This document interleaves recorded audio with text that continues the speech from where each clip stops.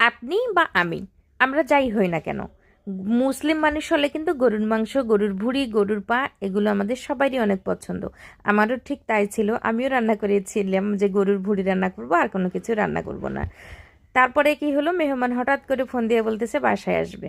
আসসালামু আলাইকুম এভরিওয়ান, শুনতে থাকেন আমি গল্প বলি। তো রান্না করে নিয়েছি গরুর মাংস, সেটা মানে গরুর ভুঁড়ি, সেটা হচ্ছে যে আমি আলু দিয়ে রান্না করে নিচ্ছি। কারণ হচ্ছে ভাবলাম যেহেতু রান্না করতেছি, একটা রান্নাই করি না কেন, এটা দিয়েই সবারই হয়ে যাবে, কি আর করার। যাই হোক, মাংসটা আমি ভুঁড়িটা কিভাবে রান্না করতেছিলাম সেটাই বলতেছিলাম। আসলে ভুঁড়ি এখন কিন্তু সব সময় পাওয়া যায় না, সবখানে পাওয়াও যায় না। আর যদি হঠাৎ করে পাওয়া যায় দেখবেন যে অনেক দাম। আগে মানুষ ভুঁড়ি যখন খেত না, তখন নাকি ভুঁড়ি সবাই ফেলাই দিত। আর এখন ভুঁড়ি যখন সবার পছন্দ হয়ে গেছে, তখন আর এটা ফেলানে নেই, এটার দাম অনেক। যাই হোক, বাজার থেকে যখন কিনে নিয়ে আসছে ভুঁড়িগুলা দেখেন, শুধু হলুদ দিয়ে মাখানো ছিল, মানে ময়লা পরিষ্কার করে শুধু হলুদ দিয়ে মেখে রেখেছে। আমার বর ভাবতেছিল এগুলো মনে হয় সিদ্ধ করে রেখেছে, তাই ও কিনে নিয়ে আসছে। আমি তো দেখে অবাক, পরে আমি হাতে নিয়ে দেখি এগুলো টকটকা লাল। যখন আমি এগুলো একটু সিদ্ধ করে নিয়েছি, আরও লাল হয়ে গেছে, কারণ এগুলো চুন দিয়ে পরিষ্কার করা থাকে। যাই হোক, তারপর ধুয়ে একদম কেটে কুটে পরিষ্কার করে নিয়ে প্রেসারে দিলাম। যেহেতু টাটকা টাটকা রান্না করে খাবো, ভাবলাম যে আজকেই রান্না করে খাবো, আমি কোনোদিনও খাইনি এইভাবে, যাই হোক খাবো আজকে। তারপরে লবণ দিলাম, দিয়ে হচ্ছে যার হলুদ দিলাম, দিয়ে ভালো করে এটাকে একদম প্রেশার কুকারে সিদ্ধ করে নিয়েছি। তারপরে আমি এটা রান্না করব।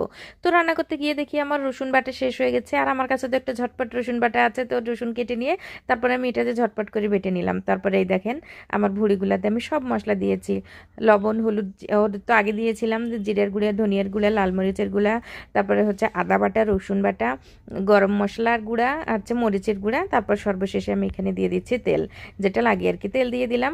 তেল দিয়ে এটাকে ভালো করে আমি রান্না করে নিলাম। পাশে যে আলু কেটে রেখেছিলাম, তো এটাকে মিশিয়ে নিয়ে তারপরে আমি অনেক কষিয়ে কষিয়ে রান্না করবো আর কি, মানে রান্নাটা করেও নিয়েছি। টোটাল দেখানোর অত সময় থাকে না বা হয়ও না। যাই হোক, তারপর রাতে রুটি বানিয়েছিলাম, রুটি দিয়ে আর হচ্ছে গরুর ভুঁড়ি দিয়ে খেয়েছি। হঠাৎ করে যখন মেহমান আসবে বলছে কি আর করব বলেন।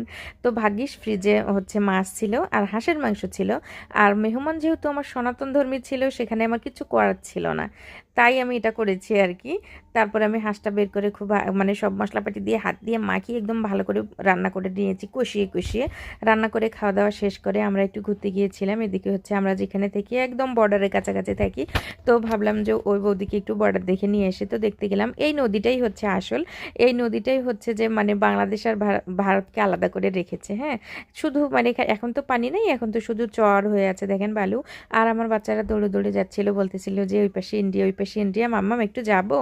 আসলে ওদেরকে তো বোঝাইতে পারছি না ও পাশে যাওয়া আমাদের নিষেধ, বা পাসপোর্ট ভিসা না হলে যাওয়া যায় না নর্মালি। তারপরে ওখান থেকে ঘুরে আসলাম সবাই মিলে।